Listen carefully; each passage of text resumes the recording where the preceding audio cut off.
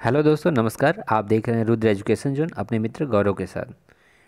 दोस्तों, आज फिर मैं एक बार आप लोगों के सामने BLIS एग्ज़ाम स्पेशल की इस कड़ी में एक वीडियो लेकर हाजिर हूँ। और आज का वीडियो जो है वो है पुस्तकालय की राष्ट्रीय नीति।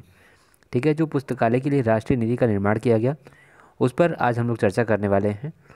और उसके बाद सरकार ने क्या क्या पुस्तकालय के प्रति जो जो योजनाएं लागू की या जिस तरह के कार्य सौंपे उनको उन पर भी हम आज विचार करने वाले हैं। ठीक है, तो आज आइए हम लोग देख लेते हैं और इस वीडियो की शुरुआत करते हैं पुस्तकालय एवं सूचना विज्ञान की राष्ट्रीय नीति से। ठीक है, तो आइए मेरे प्यारे दोस्तों देखते हैं। भारत में पुस्तकालयों का विकास थोड़ी देरी से शुरू हुआ। ठीक है, इसका अर्थ यह नहीं है कि भारत में पुस्तकालय कम था। यहाँ पर देखिए दोस्तों, एक बहुत ही अच्छी बात बताई गई, नालंदा विश्वविद्यालय के विषय में बताया गया है कि जो आपका ये लाइब्रेरी है, ठीक है, ये नालंदा विश्वविद्यालय में 900 कमरों की एक लाइब्रेरी थी। ठीक है, ये अपने आप में एक बहुत ही एक लाइब्रेरी के क्षेत्र में बहुत ही महानता की बात है कि उस समय, ठीक है, यहाँ पर देखिए साफ साफ लिखा गया है, ध्यान दीजिएगा। नालंदा विश्वविद्यालय का पुस्तकालय भारत की इतनी बड़ी धरोहर थी जिसमें 900 कमरे बने हुए थे। पुस्तकालय राष्ट्रीय नीति देरी से बनी जिसके फलस्वरूप प्रौद्योगिकी पुस्तकालयों में देरी से आई। ठीक है, भारत सरकार के सांस्कृतिक विभाग मानव संसाधन मंत्रालय ने 1985 में वरिष्ठ प्रोफेसर DP चट्टोपाध्याय की अध्यक्षता में पुस्तकालय एवं सूचना प्रणाली पर राष्ट्रीय नीति बनाते हुए एक समिति का गठन किया। इस समिति ने लगभग एक वर्ष तक पुस्तकालय एवं सूचना विज्ञान पर राष्ट्रीय नीति बनाने के लिए कार्य किया था। ठीक है, और फिर सरकार को सौंप दिया। और जो ये प्रतिवेदन था, जो ये राष्ट्रीय नीति यहाँ पर बनाई गई, जो आपका यहाँ पे मैं आप लोग को बता देना चाहता हूँ कि एक बार फिर से हम यहाँ देख लेते हैं कि जो आपका ये मानव संसाधन मंत्रालय, ठीक है, भारत सरकार के सांस्कृतिक विभाग, मानव संसाधन पहले क्या था, सांस्कृतिक विभाग था, अब मानव संसाधन मंत्रालय है। और ये देखिए यहाँ पर जो है 1985 में वरिष्ठ प्रोफेसर DP चट्टोपाध्याय की अध्यक्षता में पुस्तकालय एवं सूचना प्रणाली की राष्ट्रीय नीति बनाने हेतु एक समिति का गठन किया गया। ठीक है, और इस समिति ने लगभग एक वर्ष तक, ठीक है, एक वर्ष तक पुस्तकालय एवं सूचना विज्ञान पर राष्ट्रीय नीति बनाने का कार्य किया। और समिति ने अपना प्रतिवेदन 31 मई 1986 को सरकार को सौंप दिया। और इस प्रतिवेदन को निम्न 10 अध्यायों में बांटा गया। जो प्रतिवेदन सौंपा गया पुस्तकालय एवं सूचना विज्ञान की राष्ट्रीय नीति तैयार करने के लिए, वो प्रतिवेदन भी आपके सामने है। यहाँ पर देखिए, इस प्रतिवेदन में जो है कि 10 अध्याय बनाए गए। ठीक है, पहला अध्याय क्या था, भूमिका, उद्देश्य, सार्वजनिक पुस्तकालय प्रणाली, शैक्षिक पुस्तकालय प्रणाली, विशिष्ट पुस्तकालय एवं सूचना प्रणाली, राष्ट्रीय पुस्तकालय प्रणाली और वांग्मय सूची सेवाएं, पुस्तकालय मानव संसाधन विकास एवं व्यावसायिक स्तर, पुस्तकालय एवं सूचना प्रणालियों का आधुनिकीकरण, सामान्य व्यावसायिक पक्ष, योग्य प्राधिकरण एवं वित्त व्यवस्था। ठीक है, तो ये सारी चीज़ें जो है, इन सारी चीज़ों का जो है कि ये प्रतिवेदन में जो है कि जो प्रतिवेदन प्रस्तुत किया गया उसमें ये 10 अध्याय थे। ठीक है, तो पुस्तकालय एवं सूचना विज्ञान की राष्ट्रीय नीति के विषय में अगर बात की जाए तो जो राष्ट्रीय नीति बनाने के लिए जो प्रतिवेदन प्रस्तुत किया गया 31 मई 1986 को, उसमें जो है कि ये उसको 10 भागों में बांटा गया है। ठीक है, इसी के साथ साथ अब हम आगे चलते हैं और आज हम लोग बात करने वाले हैं, एक नया टॉपिक है राष्ट्रीय ज्ञान आयोग। ठीक है, आज हम लोग किस पे चर्चा करेंगे, राष्ट्रीय ज्ञान आयोग, राष्ट्रीय ज्ञान आयोग तथा पुस्तकालय एवं सूचना प्रणाली। ठीक है, पुस्तकालय सूचना प्रणाली से संबंधित ये है, ये राष्ट्रीय ज्ञान आयोग, और इस पर आज हम लोग चर्चा करेंगे। तो आइए देखते हैं राष्ट्रीय ज्ञान आयोग के बारे में। राष्ट्रीय ज्ञान आयोग भारतीय प्रधानमंत्री की सलाह पर 13 जून 2005 को गठित किया गया। ठीक है, ये आपको याद रखने वाली चीज़ है कि राष्ट्रीय ज्ञान आयोग का गठन 13 जून 2005 को किया गया।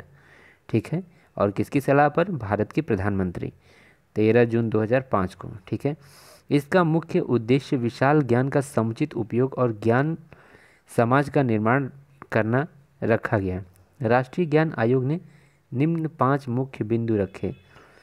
जो राष्ट्रीय ज्ञान आयोग का निर्माण किया गया या गठन किया गया, इसका मुख्य उद्देश्य क्या था? कि विशाल ज्ञान का समुचित उपयोग किया जाए और ज्ञान समाज का निर्माण, यानी कि ज्ञान को जो है समाज में किस प्रकार से फैलाया जाए।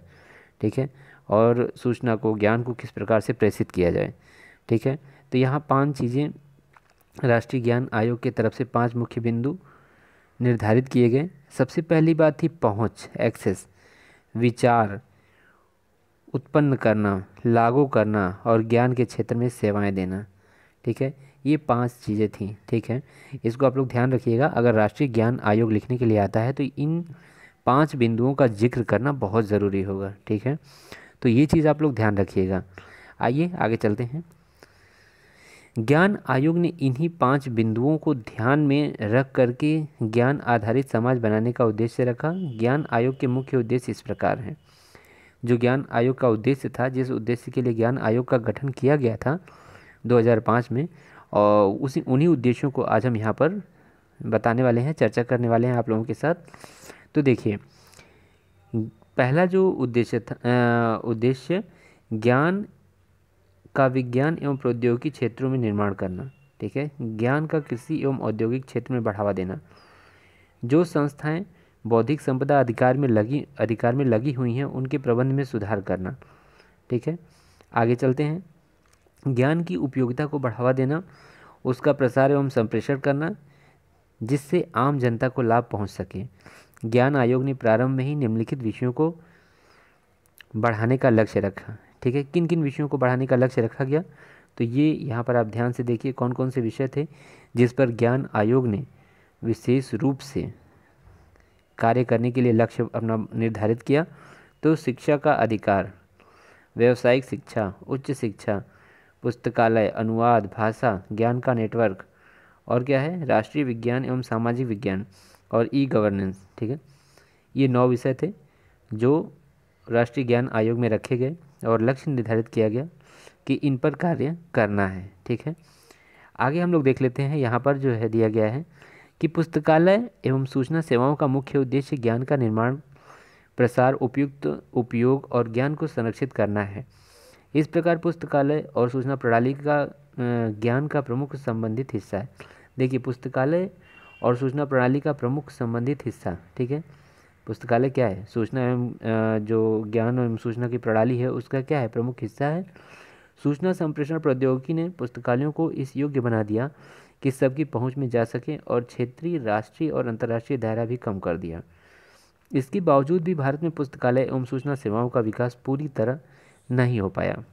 यह सब पुस्तकालयों के लिए आवश्यक है कि वे अपने विकास की गति को बढ़ाएं। राष्ट्रीय ज्ञान आयोग ने इसलिए सबसे पहले यथास्थिति, यानी कि इस समय पुस्तकालयों का स्तर क्या है, पता लगाने का निर्णय लिया।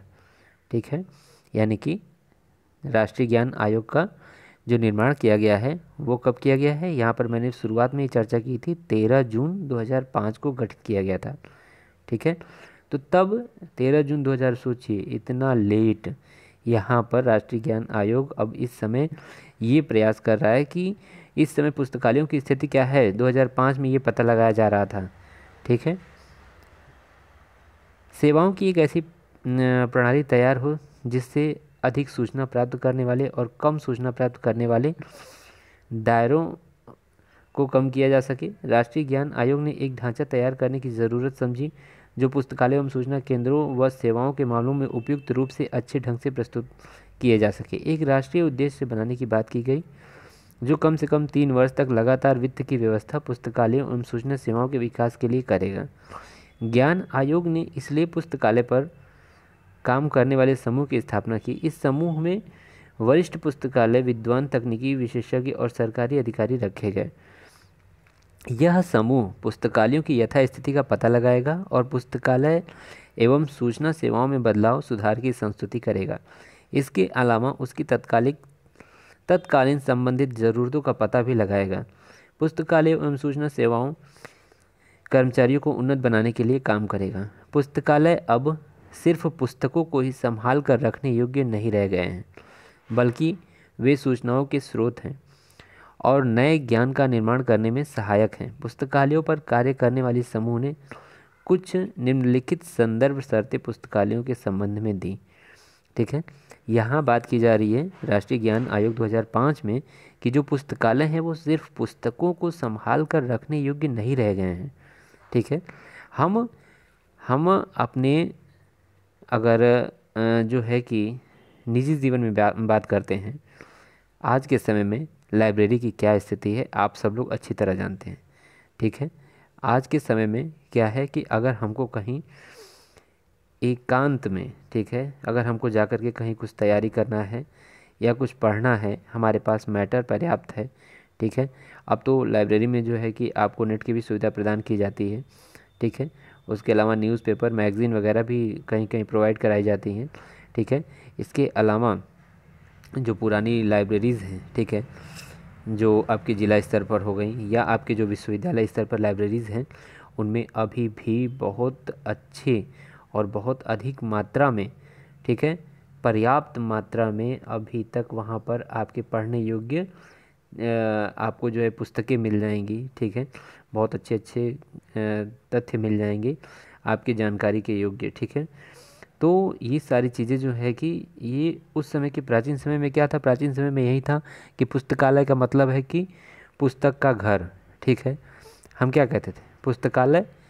ठीक है, पुस्तकालय, पुस्तकालय क्या है भाई, प्राचीन समय में यही कहा गया कि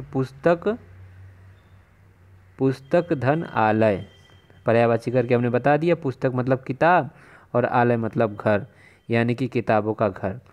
तो हमने जो पहला वीडियो बनाया था वहाँ पर आप लोगों ने देखा होगा कि हमने बताया भी वहाँ पर कि पुस्तकालय का मतलब क्या है, किताबों का घर। ठीक है, यही केवल प्राचीन समय में बातें थी कि किताबों का घर है, उसको हम लोग क्या कहेंगे, उसको हम लोग पुस्तकालय कहेंगे। ठीक है, लेकिन 2005 में ध्यान दीजिएगा, जब राष्ट्रीय ज्ञान आयोग की शुरुआत की जा रही है, जब उसका गठन किया जा रहा है, ठीक है, तो वहाँ पर पुस्तकालय का स्वरूप बदल चुका है। इसका स्वरूप क्या बदल गया है, इसका स्वरूप ये बदल गया है कि यहाँ पर बात की जा रही है कि पुस्तकालय सिर्फ पुस्तकों को संभाल कर रखने योग्य नहीं रह गए, बल्कि वे सूचनाओं के स्रोत हैं जो नए ज्ञान का निर्माण करने में सहायक हैं। ठीक है, पुस्तकालयों पर कार्य करने वाले समूह ने कुछ जो है कि निम्नलिखित संदर्भ शर्तें पुस्तकालयों के संबंध में दी। वो कौन कौन सी शर्तें हैं, ध्यान दीजिएगा। पहला है, देश की पुस्तकालयों के उद्देश्य को पुनः निर्धारित किया जाए। अवरोध, समस्याएं एवं ज्ञान वाली चुनौतियों को पुस्तकालय के क्षेत्र में से उनको पहचाना जाए। सुधारों एवं बदलाव की संस्तुति करना, यथावत पुस्तकालयों को आधुनिक बनाना, सूचना संप्रेषण प्रौद्योगिकी का लाभ। ठीक है, नए कार्यक्रम जो राष्ट्र की ज़रूरत है उनको तलाशना। ठीक है, ध्यान दीजिएगा, एक पॉइंट यहाँ पर ध्यान दीजिएगा, यथावत पुस्तकालयों को आधुनिक बनाना, सूचना संप्रेषण प्रौद्योगिकी का लाभ लेना। ठीक है, ध्यान दीजिएगा, यहाँ पर 2005 में ये बात की जा रही है कि जो पुस्तकालय हैं उनको आधुनिक बनाया जाए। ठीक है, पुस्तकों के घर से उनको थोड़ा सा ऊपर उठाया जाए और उनको आधुनिक बनाया जाए। ठीक है, आगे चलते हैं। यहाँ देखिए WGL क्या है, एक काम करने वाला समूह है। ठीक है, पुस्तकालयों के लिए, इसको हम लोग पढ़ लेते हैं, ध्यान से देखते हैं क्या है WGL क्या है। WGL, ठीक है, कोष्टक में लिखा गया काम करने वाला समूह, ने पुस्तकालयों पर अप्रैल 2006 से अपना काम करना शुरू कर दिया और बहुत बार विचार विमर्श किया। वह पुस्तकालयों की यथास्थिति, पूर्व स्थिति, उपलब्ध मानक सुविधाएं, पुस्तकालयों की सेवाएं, उद्देश्यों आदि को समझा। इस समूह का कहना है कि पुस्तकालय ही एक ऐसा साधन व गतिविधि है जो सूचना निर्भरता को जीत सकता है। इस समूह ने यह भी अनुभव किया कि पुस्तकालय एवं पुस्तकालय अध्यक्ष को सेवा देने के लिए एक सामाजिक कार्य समझना चाहिए और समाज को संबंधित सूचनाएं समय पर दे करके एक ज्ञान समाज की स्थापना करनी चाहिए। ठीक है, तो WGL क्या है, शॉर्ट में पूछा जा सकता है कि WGL क्या है। तो WGL पुस्तकालयों के लिए काम करने का एक छोटा सा समूह था। ठीक है, जो 2006 में अपना काम शुरू किया और उस समय की स्थिति, यथास्थिति, पहले की स्थिति पुस्तकालयों की और उपलब्ध मानक क्या थे, उनके आधार पर पुस्तकालयों के लिए जो है और पुस्तकालय अध्यक्ष के लिए एक बात कही कि इनका जो है सामाजिक कार्य इनको समझना चाहिए पुस्तकालय के लिए और समाज में जो है संबंधित सूचनाएं प्रदान करने पर जोर देकर एक ज्ञान समाज की स्थापना करनी चाहिए। ठीक है, ये WGL। और देखिए मैं आप लोगों को बता देना चाहता हूँ, अगला वीडियो जो आएगा वो आएगा पुस्तकालयों के प्रकार पर। ठीक है, पुस्तकालय के प्रकार। पुस्तकालय 4 प्रकार के होते हैं। ठीक है, विशेष रूप से राष्ट्रीय स्तर, सार्वजनिक स्तर, शैक्षणिक स्तर और विशिष्ट स्तर। ठीक है, तो अब अगला वीडियो जब आएगा तो आप उसमें ये पुस्तकालयों के प्रकार को विस्तार से पढ़ेंगे। ठीक है, तो आज का वीडियो कैसा लगा प्लीज़ अब मैं आप लोगों को जो BLIS के मेरे बच्चे हैं मैं उनसे यही कहना चाहूँगा कि अगर आप लोग को वीडियो पसंद आ रहे हैं, ठीक है, तो प्लीज़ आप कमेंट सेक्शन में ज़रूर लिखिए। ठीक है, अगर आप लिखेंगे नहीं कुछ तो हम कैसे समझ पाएंगे कि ये आपके उपयोग का है या नहीं। अगर उपयोग का आपके नहीं है तो मैं इसको बंद कर दूंगा बनाना, अगर उपयोग का है तो मैं इसे लगातार कंटिन्यू रखूँगा। ठीक है, तो अगला वीडियो जो है आएगा वो आएगा पुस्तकालयों के प्रकार पर। तब तक के लिए नमस्कार।